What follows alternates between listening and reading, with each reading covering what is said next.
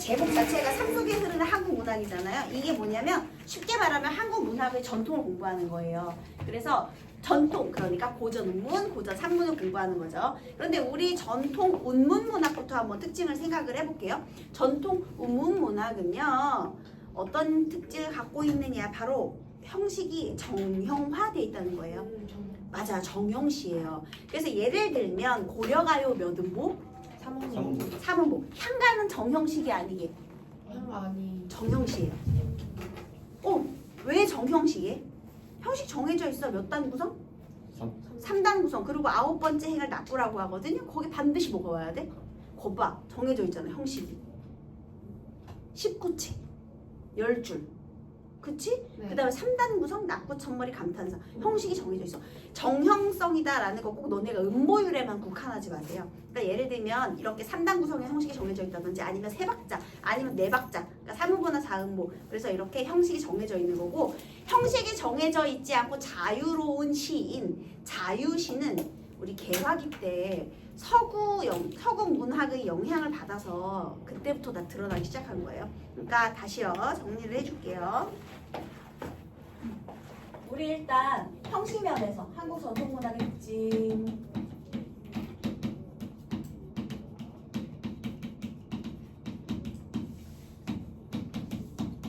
크게 큰 줄거리부터 먼저 형식면에서는 정형성이 있고요. 그 다음에 두 번째, 자, 내용면에서 주제거든요. 얘는 이제 산문, 운문 같이 아우르는 건데, 자, 첫 번째가 뭐다? 이별의 정한 한의 정서요, 한의 정서. 네. 그 다음 두 번째가 바로 가무한정. 맞아요. 우리 발고고 친구들은 요거 시험 봤던 거야, 그치? 그 다음 세 번째가 바로 풍자와 해학.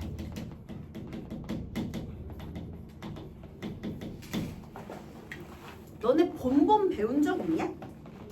중학교 때?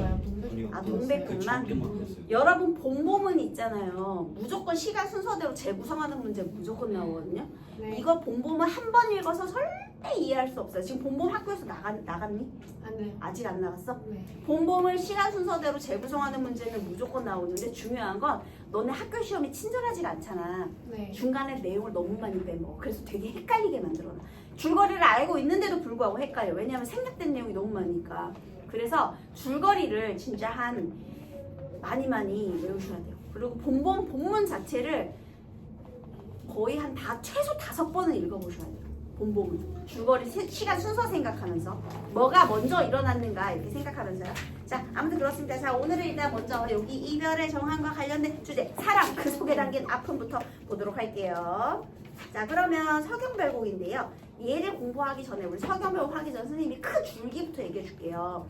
여기에서 배워야 할 게 오늘 서경별곡 확인할 건데 207페이지에 잠깐 보시면 안 펴도 돼요. 207페이지엔 제방매가가 나와 있고요. 그 다음에 208페이지에는 김소월의 진달래꽃이 나와 있거든요. 이게 어떻게 되는 거냐? 선생님이 이별의 정한 이거의 계보를 말해줄게요. 서정문학, 즉 시갈래에서 서정갈래에서의 이별의 정한의 계보를 말씀드리는 거예요. 자, 처음에는요, 우리 원래 있잖아, 시가문학 중에 제일 먼저 드러나기 시작하는 것은 구지가거든요. 문학사에서 구지가 우리 옛날에 문학비책 시간에 배웠는데 기억나? 네, 거북아 머리를 내놔라, 내놓지 않으면 구워먹으리. 거북이는 거북이 산에 있는 산신령이라고 선생님이 얘기했죠. 네. 머리를 내놔라. 머리가 뭐였어? 우두머리. 왕의 강림을 기원하는 노래예요. 그러니까 부족장들끼리 모여가지고 좀 더 강력한 왕, 리더십을 가진 왕의 존재를 기원하는 그런 노래예요. 그래서 걔는요, 서정이 아니에요. 서정이라는 건 개인의 정서를 드러내야 되거든요. 너네 애국가, 국군의 날 노래, 현충일 노래 이런 거 내 개인의 정서 표현이야? 아니에요. 애국심을 구축시키기 위한 역사적이고 민족적 목적이죠. 그런 건 우리가 서사시라고 불러주는 거야. 서사시. 그러면 왕의 강림을 기원하는 거는 역사적이고 민족적인 목적이니까 서사시죠. 처음에는요, 다 같이 제천행사 이런 데서부터 시작이 된 거야. 집단적 서사시로부터 우리 운문문학이 출발을 해요. 당연히 원시 종합 예술로서의 성격을 지니겠죠. 막 하늘에 제사도 지내고 다 같이 모여가지고 막 율동도 하고 막 이러니까 너네 찬송가 부를 때 가만히 안 부르지. 이런 거 막 하잖아. 이런 거 막 이런 거 하잖아. 막 이런 거 하잖아. 그거와 똑같아. 다 같이 하는 거야. 율동도 들어가 있는 거죠. 자, 어쨌든 간에 개인적인 서정시가로 분리 발전하게 되는데요. 집단적 서사시에서 개인적인 서정시가. 그래서 그 개인적인 서정시가 중에 가장 오래된 노래가 바로 백수광부의 아내가 부른 공무도화가예요. 여러분 이거 기억나시죠? 길을 건너지고. 물 길이 아니고 물 니마 물을 건너지 마세요. 너네 문학비책 시간에 다 있었잖아 얘들아. 다 한 거야. 니마 물을 건너지 마세요. 님이 기어이 물을 건너시네. 물에 빠져 돌아가시니 이 일을 어찌할 것인가. 간단해요. 네 줄입니다. 고조선 시대의 노래예요. 그런데 여기서 물을 건너지 마라. 이게 뭐냐면요. 남편이 막 이제 물에 들어가려고 그러는 거야. 근데 물에 들어가면 죽을 것 같아. 자, 아내가 원하는 것은 남편이 물에 빠져 죽지 않는 것이에요. 네. 그 남편이 막 가요. 근데 나중에 아휴, 물에 빠져 돌아가신 이 일을 어찌할 것인가 해서 얘가 이 공후인이라는 악기를 꺼내서 도화, 강을 건넌 노래거든요.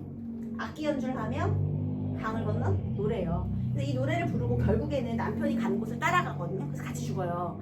자, 그러면 이 여인이 원하는 거는 강을 건너지 않는 거였는데 남편이 원하는 건 강을 건너는 거였지. 시적 화자의 태도만 기억하세요. 어때요? 누가 원하는 대로 한 거야? 남편이 내가 진짜 죽기 싫고 가기 싫었으면 그 새끼 정강이를 차고 잡아뜨려가지고 가지 못하게 말렸어야지. 근데 이 일을 어찌할 것인가 포기하고 체념하고 결국은 남편과 함께 강으로 들어갔잖아. 그러면 걔는 남편이 하고 싶은 대로 한 거야.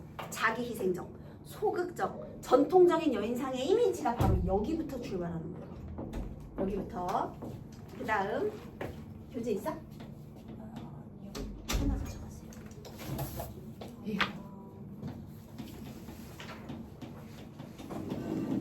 그 다음에 황조가라는 게 있어요, 여러분. 여러분 얘는 조금만 설명을 할게요. 얘는 유리왕이 고구려의 2대 왕이에요. 아빠가 주몽이에요. 그런데 얘가 유리왕이 지지 기반이 별로 없었기 때문에 결혼을 엄청나게 많이 했거든요. 초기 건국 정책에 혼인 정책이 포함되잖아요. 근데 옆편에 둘이 싸우고 한 명이 튄 거야. 그래서 걔를 데리러 갔다가 실패하고 혼자 돌아오면서 노래를 불렀는데 잘 보세요. 헐헐라는 저 꾀꼬리는 암수서로 정다운데 외로운 이 내 몸은 누구와 함께 돌아갈 것인가? 자, 여러분 여기에서요. 꾀꼬리가 다정하게 이렇게 있는 걸 보고 나의 외로움이 심화됐네. 네, 자, 그래서 맞아요. 이 꾀꼬리는 우리나라 최초의 객관적 상관물이면서도요. 그 다음 또 하나, 얘 자연이죠. 네. 얘는 화자죠. 자연과 화자의 심정이 동일시되는 거야, 상반되는 거야? 상반되는 거지. 이거 동일시가 아니지. 네. 상반. 게다가 얘는 봤죠. 선경. 얘는 내가 내 마음을 얘기했죠. 노래했죠. 후정. 자연과 대비되는, 그러니까 화자의 마음과 대비되는 소재. 그 다음에 선경, 후정의 정서를 통해서 여기서 주된 정서가 뭐야 얘들아. 항상 고전문학 나오면 중심 정서를 파악해야 돼요. 외로움. 그래, 외로움이야. 그리고 지금 이별의 상황이지. 이별의 상황에서 외로움의 정서를 객관적인 상관물, 즉 자연물을 통해서 형상화한 거예요. 자연물과의 대비를 통해서 외로움의 형상. 그래서 황조가는 외로움. 그 다음에 공모도화가는요. 여기서 중요한 거는 소극적이고 희생적인 여인상, 체념적 여인상. 그러니까 똑같은 이별의 상황인데 얘는 외로움의 정서를 좀 더 강조했다면 얘는 이별의 상황에서 소극적이고 체념적인 태도를 드러냈다. 이렇게 되는 거야. 중심 상황에서 지금 다 이별의 상황과 관련이 있어요, 얘들아. 자, 그 다음에 얘는 뭐냐면 고대가요거든요. 삼국시대, 삼국시대까지. 그리고 나서 정읍사까지도 있는데요. 어쨌든 얘는 이렇게 해요. 자, 그 다음 이제 삼국을 누가 통일해? 삼국을 아직. 신라요. 그치. 통일신라. 신라시대의 노래가 뭐야? 향가. 향가. 뭘 배워야 돼? 제망녀. 얘도 이별의 상황이야. 그런데 얘는 좀 독특한 이별이야. 무슨 이별이냐면 혈육이 죽었어. 혈육이 죽었는데 얘는 포기했지. 네. 얘는 그냥 정서를 좀 더 강조했지. 나랑 반대되는 자연물 통해서. 제망매가는 어떻게 했어? 우리가 죽었는데. 후의 삶. 그게 뭐야? 그가 극복하려는 의지. 종교적 신념 같은 거 극복 의지가 있죠. 그러니까 봐봐. 다 똑같은 이별의 상황에서 내용이 조금씩 다르지. 이렇게 있어요. 자, 그다음 아까 우리 도연이가 얘기했어요. 통일시라다 하면 어느 나라가 통일했어? 고려. 자, 이번에 고려시대 노래는 고려 가요라고 하는 거고요. 그것이 오늘 배울 뭐예요? 서경별곡. 서경별곡입니다. 그런데 서경별곡을 배우려면 빼놓지 말고 배워야 되는 게 가실이에요. 혹시 가실 중학교 때 배웠나요? 배웠던 거 아니요. 같아요. 가실입니까? 가실입니까? 버리고 가실입니까? 가실이 가실이고 버리고 가실이고. 아마 문학책에서 배웠어. 문학비책에서 배웠을 거야. 근데 얘를 같이 하셔야 돼요. 가실이는 소극적인 여인상, 여기는 섞여 있는데 그 중에 한 여자가 굉장히 적극적 태도를 보여요. 그래서 여러분 요거는 이제 어떤 태도를 보이는지 중심적으로 생각하면서 얘를 하셔야 되고요. 그 다음에 여러분 고려시대 다음은 뭐가 있어? 조선이지. 네. 여기에 나오는 수많은 시조들이 있어요. 근데 특히 기녀들의 시조. 기녀 유명한 사람 떠오르는 사람. 황진이, 홍랑, 개랑 여기까지만 있는데. 황진이, 홍랑, 개랑. 뭐 그거 말고도 뭐 양반이 쓴 그런 그리움의 시조도 있지만요. 여기서의 포인트는 임금님을 향한 연정하고는 구분해야 돼, 얘들아. 연군지정하고 다른 거야. 네. 그러니까 지금 임금님을 그리워하고 슬퍼하면서 눈물을 흘리는 시조는 여기에 들어가지 않아요. 이거는 남녀 간의 이별이야, 얘들아. 알겠지? 이 연군을 조심하셔야 돼요. 자, 어쨌든 그렇고요. 자, 그리고 나서 이제 개화기 지나서 현대로 오잖아요. 여기에서 지금 뭐가 나오냐면 진달래꽃 나오는 거예요. 진달래꽃 말고 나중에 김소월의 초혼이라던가 송수건의 뭐 산문의 기대어라든지 김광균의 은수저라든지 그 다음에 정지용의 유리창이라든지 그런 게 많이 엮여서 나와요. 외부 지문으로. 그래서 중요한 거는 여기까지. 얘는 지금 학습 활동에 있는 거예요. 얘들아. 네. 얘 있고, 그러니까 지금 선생님이 이거 있고, 이거 있고, 얘는 이제 선택지로 나오는 거야, 얘들아. 그리고 이거 있고, 이렇게 된 거야. 지금 요거 황조가는 하도 보기로 많이 나와서 선생님 간단히 설명했거든. 공무도화가는 아까 얘기했잖아, 물. 사랑의 물, 이별의 물, 죽음의 물. 물의 상징성을 바탕으로 소극적 태도 얘기했고. 그래서 여러분, 자 지금 오늘은 뭐부터 시작하느냐? 여러분이 굉장히 지루해하는 제망매가부터 시작할 거예요. 순서대로. 왜냐면 지금 앞에서 시간을 잡아먹어서 서른배곡은 하다가 끊기거든요. 자, 제망매가는 몇 쪽에 있느냐? 조금만 뒤로 넘기면 210페이지에 있어요. 너네도 지겹지만 선생님도 지겨워. 제망매가 도대체 몇 번씩 접하는 거야. 하지만 안 할 수가 없어요. 여러분 원래부터 이렇게 써야 있을까? 한글로?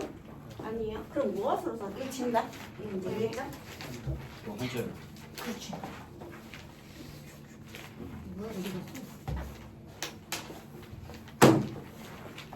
자, 월명사의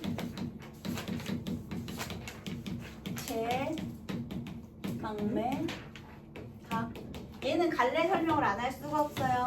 19체 향가. 향가 얘를 사뇌가라는 별명으로도 불러요. 원래 향가가 4줄부터 시작했거든요. 4구체, 8구체, 19체. 그런데 19체에 이르러서 형식이 완성됐어. 다시. 우리나라 최초의 이 향가라는 갈래는요. 19체 향가는요. 우리나라 최초의 정형시가 제망매가뿐 아니라 그냥 19체 향가라는 형식 자체가 정형시가예요. 그러면 여기서 형식이 정해져 있다. 중요하겠죠? 네. 19체 향가의 형식 첫 번째는 당연히 10줄. 그 다음에 3단 구성. 자, 3단 구성 어떻게 3단 구성이게 해요? 그렇지. 기서결. 그 다음 두 번째 낙구의 반드시 첫 부분에 감탄사. 근데 여러분 이 낙구 감탄사가 아무런 그냥 아무 이유 없이 오는 게 아니에요. 낙구의 그 9번째 행의 감탄사를 통해서 얘가 역할이 있어요. 일단 시상을 집약하거나 거기로 모아주는 거야. 그 다음에 또는 전환. 시상의 분위기를 바꿔주거나 아니면 얘들아 감정의 고양이라는 말도 나오거든요. 감정의 고양이 시상 집약이야. 북받쳐 오르는 게 고양이, 끌어올라가는 게 고양이거든요. 그래서 뭐 감정을 고양시킨다. 시상을 집약하고 마무리한다. 시상을 전환한다. 다 마찬가지입니다. 그래서 이렇게 감탄사를 통해서 이런 기능을 하는데요. 자, 그런데 또 여기서 중요한 점이 있어요. 이거 무슨 시대라고 이거 지금? 신라 시대예요. 신라 시대의 노래인데요. 이러한 형식이 후대 고려 말에 시조 형식의 연원이 돼요. 근원이 됐다라는 거예요. 연유, 근원. 영향을 주었다. 이것도 괜찮고요. 그러니까 향가가 먼저야, 시조가 먼저야? 당연히 향가가 먼저죠. 그러니까 얘들아, 시조는 우리 똑같이 3장인데 어떻게 3장이지? 초장, 중장, 종장. 이게 압축된 거죠. 그리고 종장의 첫 구의 감탄사를 통해서 시상이 집약되는 경우가 많죠. 꼭 감탄사 아니어도 3원절로 고정됐잖아. 그래서 시조에 영향을 주었다. 일단 그렇고요. 그 다음 표기 방식. 향찰 표기. 여러분 그냥 다음 절 리글에 대한 설명으로 옳지 않은 것은에 대답할 정도만 하면 되지 향찰을 전부 분석해서 알 필요는 없어요. 향찰은 우리가 한글이 언제 만들어졌어? 무슨 시대? 조선시대. 그러면 문자를 어떻게 기록할 거야? 말밖에 없잖아. 그래서 한자를 빌려 적는데 중국말이랑 우리말이랑 어순이랑 문법 체계가 완전히 달라. 그러니까 한자를 통해서 적을 수가 없어. 그래서 한자를 해체해요. 한자는 뜻글자라서 음과 뜻이 있거든요. 그래서 우리말의 명사 부분은 한자의 뜻을 가져오고 우리말의 조사 부분은 음을 가져온 거야. 그래서 다시 중요한 거는 이렇게만 하면 돼요. 이 향찰이라는 것은요. 한자를 빌린 글자다. 한자의 여러분 차자. 자는 글자고 차가 빌리다 차자예요. 차용증 할 때 차야. 그러면 한자의 차자 표기로서 우리말 어순대로 문장 전체를 표기했어요. 우리말 어순대로. 그렇기 때문에 얘는 외래 문화를 주체적으로 수용한 우리 민족의 지혜를 보여주는 거예요. 조상들이 이렇게 똑똑했다. 이런 거. 그 다음 이제 이 제망매가에 관련된 특징을 또 설명을 해야 되는데요. 월명사의 직업이 뭐죠? 승려야. 그런데 여러분 우리나라의 불교는요. 자기 수양을 통한 해탈의 목적이 있지 않다? 너네 보통 부모님들이 수능날 절에 많이 모이시죠? 뭐 하러 가시는 거예요? 기도. 소원을 비는 불교예요. 우리는요. 특히 죽은 이의 명복을 그렇게 빌어주지. 49제는 불교에서 온 거예요. 죽은 지 49일째 되는 날 이제 완전히 정리하고 심판이 끝나고 불교에 가면 심판 받잖아 얘들아. 너네 친구와 함께 안 받니? 네, 빨리 오셔. 아 빨리 니네 빨리 왔으면 녹화 안 해도 되는데. 책 있어요? 결제? 아니 이거 자습 써가지고 오면 되는데 국어는 안 가봤구나. 네. 이제 까먹지 말고 이렇게 보세요. 네. 국어는 자습석이 있는 거 그대로 쓰면 돼. 서로 버린 사람 그치? 그래서 다시 우리나라 불교는요 소원 비는 불교란 말이야. 그런데 그게 어디에서부터 연유하냐면 신라시대부터예요. 특히 죽은 이의 명복을 그렇게 빌어줘. 그래서 제사 지낼 때 향가를 지어서 불러주는 거야. 그러면 있잖아요. 우리 신라 사람들은 향가를 통해서 죽은 이의 명복을 빌었다. 그러면 향가를 부르면 좋은 곳으로 간다고 생각을 했겠네. 그래서 여러분 그냥 향가라는 노래 자체에 주술성이 있어요. 이거 무슨 소리냐면 아브라카타브라 무슨 뜻이죠? 김상규 아브라카타브라 무슨 뜻이에요? 아브라카타브라 정도는 알지 않냐? 해리포터 안 봤냐? 그거 아니에요? 죽으라는 거. 맞아요. 죽음의 저주죠. 네, 김상규 원작이죠. 자 여러분 그래서 아브라카타브라 했어. 얘들아 주문 자체에 주술적 힘이 있지. 네. 똑같아. 사람들이 향가 자체에 그냥 주술의 힘이 있다고 믿은 거야. 그래서 죽은 사람의 명복을 빌려고 향가를 그렇게 많이 불렀대요. 그래서 향가 자체에 주술성이 있어요, 여러분. 자, 그 다음에요. 아닙니다. 선생님 농담한 거예요. 선생님 원장님 존경하죠. 그 다음에 여기서 또 이 승려이기 때문에 불교적인 성격은 당연히 드러날 것이고요. 그죠? 네. 그 다음에 또 이 사람이 그렇게 유명한 사람인데 향가를 원체 잘 짓는데 근데 여기서 죽은 사람이 자기 찐 누이야. 나이 차이가 좀 많이 차이 나는 어린 동생이 죽은 거예요. 그래서 더 잘 썼나 봐. 그래서요 혈육의 죽음과 관련된 내용이고요. 제사 지낸다. 막내 죽은 누이. 죽은 누이를 제사 지내는 노래 되겠습니다. 그래서요 얘의 성격은요 불교적이고 추모적이고 제의적이고 이렇게 되는 거야. 그래서 슬프니까 애상적이고 거기까지는 됐다. 근데 여러분 얘는요 의지적이에요. 죽었으니까 인생 허무하니까 나도 그냥 뒤져버려 대충 막 살아가 아니라 극복하고 잘 살아보겠다는 노래예요. 그래서 의지적인 성격을 갖고 있고 그 다음에 여러분 조심해야 되게 선생님이 아까 주술적이다 얘기했잖아요. 네. 그런데 선생님이 이 주술적이다라는 것을 괄호를 할게요. 왜냐하면 본문을 통해서는 알 수 없어. 얘는 무엇을 통해야 알 수 있느냐? 배경설화를 통해서. 원래 이 한가는 반드시 배경설화와 함께 전해지거든요. 월명사의 어린 누이가 죽었어요. 그래가지고 얘가 제사를 지내려고 막 이렇게 음식이랑 그다음에 지전, 종이 돈이거든요. 지전, 종이 돈 옛날에 이렇게 종이로 만든 돈이랑 막 이런 거를 놓고서는 제사를 지내서 이 한가를 딱 불렀더니 갑자기 서쪽으로 돌풍이 확 불어가지고 그 종이 돈이랑 막 이런 걸 다 가져가 버렸대. 서쪽, 서방, 정토. 여러분 기독교에서 죽으면 어디로 가요? 착한 일 하면? 미타차류. 아 기독교. 천국. 하늘로 가지. 천국. 그치? 그런데 미타차는 어느 방향에 있게요? 아래쪽. 아니야. 서쪽에 있어. 예? 서쪽에 있어. 여러분 태양이 우리가 봤을 때 어디에 떠서 어디로 지죠? 동쪽에. 쪽에 서쪽으로 떨어지죠. 그래서 옛날 사람들이요. 이거는 이집트에서도 마찬가지고 불교에서도 마찬가지고 다 서쪽이 사후세계라고 생각을 한 거야. 해가 떨어지는 방향이니까. 그러니까 그래서 옛날에 환자 치료할 때 다 동쪽에다 놓고 환자를 치료하거든요. 살아나라고.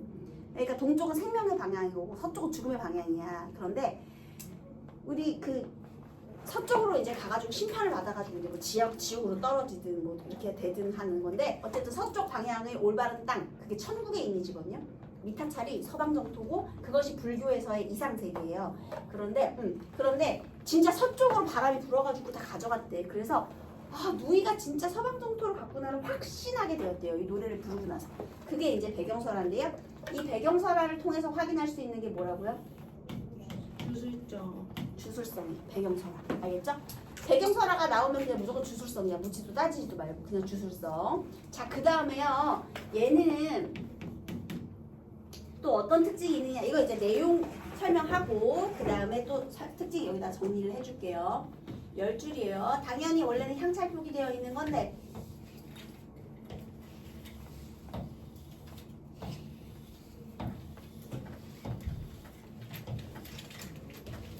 이거를 현명으로 아름답게 해석을 해 놓았죠. 자,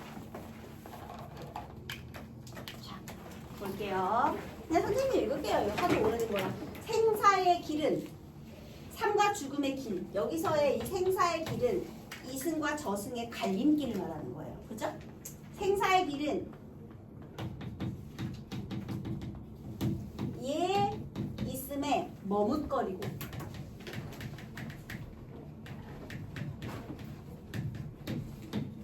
나는 간다는 말도 못다 이르고 어찌 갑니까? 이에 저에 떨어질 잎처럼 한 가지에 나곤 가는 곳을 미안해 어느 가을 이름 말하는 빼먹었잖아.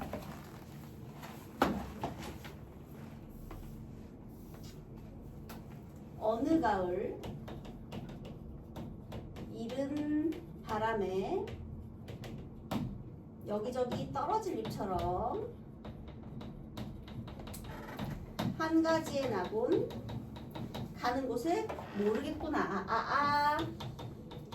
미타찰에서 만날 나 도닦아 기다리겠노라. 자, 이렇게 되어 있어요. 아까 선생님이 19체 향가는 형식이 3단 구성이라고 그랬잖아요. 네. 그래서 이렇게 하나 둘 셋 넷 또 하나 둘 셋 넷 그리고 또 이렇게 그래서 기, 서, 결 4, 4, 2로 쪼개지고요.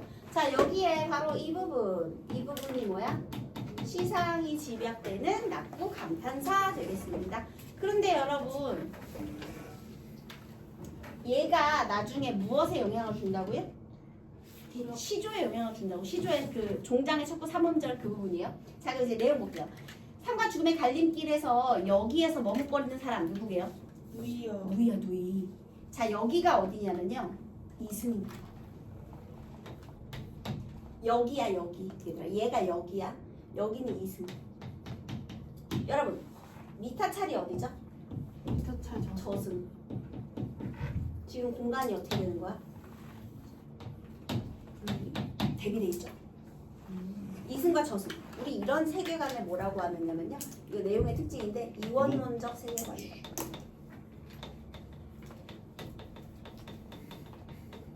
사람이 죽으면 끝이 아니라 죽은 다음 사후 세계가 또 있어. 미타찰의 세계가 있잖아. 이런 걸 이원론적 세계관이라고 불러주는 겁니다. 자, 그 다음에요. 여기서 얘가 왜 머뭇거리고 있을까요? 누이가요. 어린 나이에 죽었어. 죽음을 받아들이기 힘들어. 무서워. 그렇잖아. 그래가지고 이승을 떠들고 있는 거야. 그러니까 이 제방매가 불러서 위로해주고 잘 보내야지. 좋은 거죠. 그치? 자, 죽음에 대한 두려움.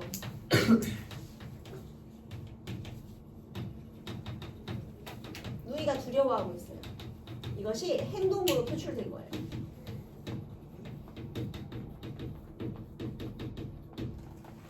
아, 선생님이 이거 설명할 때마다 항상 굉장히 난감한데, 이게 누구의 두려움이라고? 나의 두려움이야? 내가 두려워?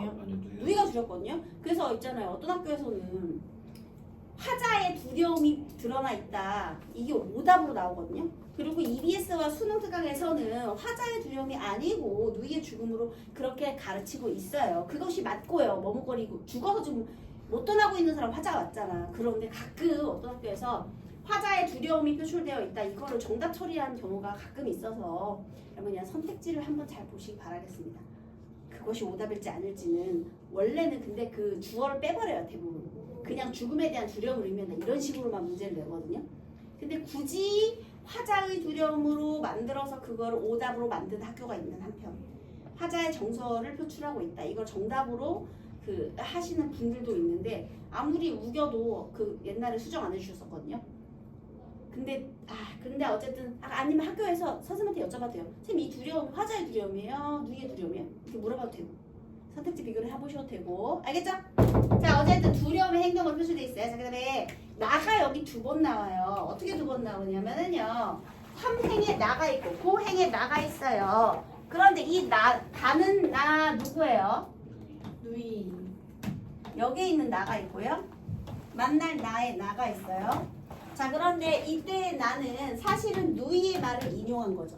자, 이 나가 누이예요. 그 다음에 미타 차례 가서 만날 나는 화자거든요. 그러면 같은 말이지만 지시하는 대상이 같다 다르다? 다르다. 그 다음 나는 간다. 대상의 말을 인용한 부분이 있네. 네.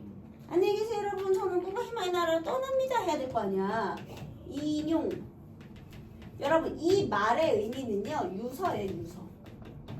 그런데 중요한 거는 유서를 남겼어, 못 남겼어? 못 남겼어요. 여러분, 이 부분 누이가 어떻게 뒤졌다는 걸 의미하게요. 갑작스레. 누이의 급사.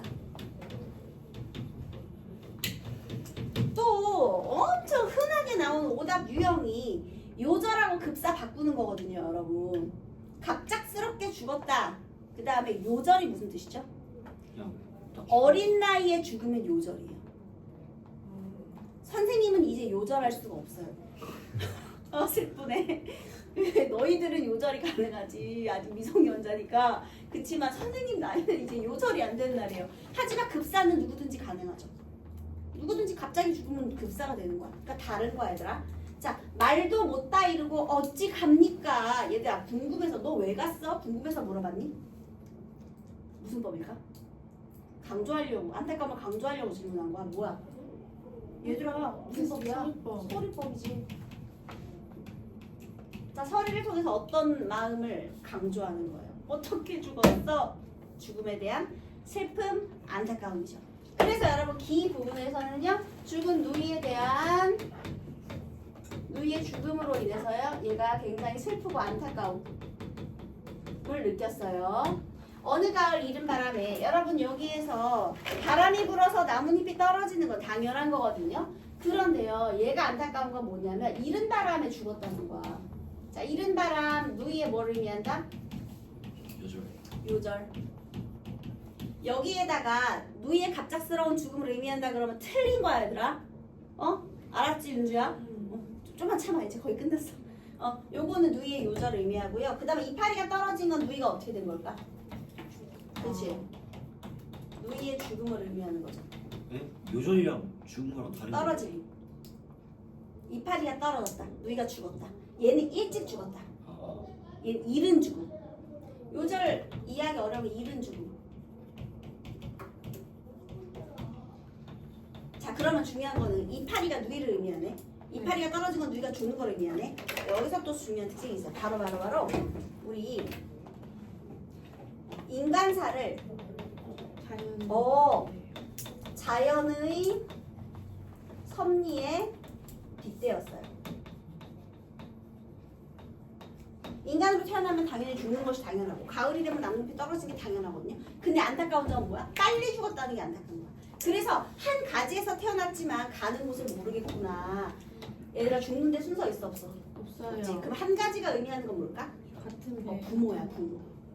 그러면 한 부모를 말하거든요. 얘들아, 부모에게서 같은 부모에게서 태어났다는 거죠. 그래서 이 부분을 통해서 또 알 수 있는 게 뭐냐면요, 얘를 통해서 우리 월명사가 대상과 화자의 관계가 동기간이라는 걸 의미합니다. 동기간이 뭐냐면 아는 오빠가 아니라 친오빠라고. 아는 동생이 아니고 친동생이라고. 친동생. 같은 배에서 태어난. 그 다음에 한 가지에 나고 가는 곳을 모르겠구나. 자, 이때 느낀 거는 삶의 무상감이에요. 조금만요, 여러분. 허무해. 그런데 여러분, 여기에서 시상의 전환이 일어나요. 생각해보니까요, 누이가 뒤지면 끝이 아니잖아. 누이 어디로 갔대? 미타찰로 간 거야. 자, 우리 여기에서 이 미타찰 너무 중요하니까 빨간색으로 적어볼게요. 첫 번째, 불교에서 말하는 이상세계 저승인데요. 우리 이것을 서방정토라고 하고요. 불교적인 성격, 화자의 신분이 승려라는 걸 알 수 있게 해주는 부분이기도 하고요. 그 다음 세 번째, 미타찰에 지금 누가 먼저가 있죠? 누이. 그러면 나도 미타찰 가면 누이를 만날 수 있죠? 제외죠. 맞아요. 제외 가능성. 근데 벌써 지금 다 미타찰 둘 다 미타찰 가 있는 거야? 아직은 이승에 있어요. 그런데 내가 만약에 어차피 뒤지면 다 끝 아니여. 그냥 방탕하게 놀아 제껴. 인생 뭐 있어? 하면 나 미타찰 갈 수 있어? 못 가요. 그럼 못 만나. 그래서 어떻게 살아야 돼? 도 닦아 기다려야 돼요. 이것 때문에 도를 닦아서 열심히 살아야 돼. 그래서 얘는요, 극복 의지의 원인이 돼. 다시 현생에 집중할 수 있게 하는 근원 또는 극복 의지를 드러낼 수 있는 이유가 된다. 같은 말이에요. 내가 열심히 살아야 만날 수 있을 거 아니야. 그래서 재회의 가능성이 있는 공간이면서 이런 의미를 가지고 있어요. 자, 그래서 여러분 마지막에 얘는 슬픔이 집약되어 있다. 맞아요? 틀려요? 틀려요. 틀렸지? 미타찰에서 만나려면 열심히 살아야겠다. 얘는 무슨 아야? 극복 의지의 아죠. 자, 그런데 여러분 지금은 누이가 죽어서 슬픈데요. 여기서 어떻게 극복해내고 있느냐. 자, 우리 누이가 죽은 건 내 개인의 슬픔이거든요. 개인의 슬픔과 고통을 종교적 신념으로 극복해내서 종교적으로 승화하였다. 그래서 극복 의지 딱 있다. 그래서 선생님이 의지적이다 이렇게 말해준 거예요.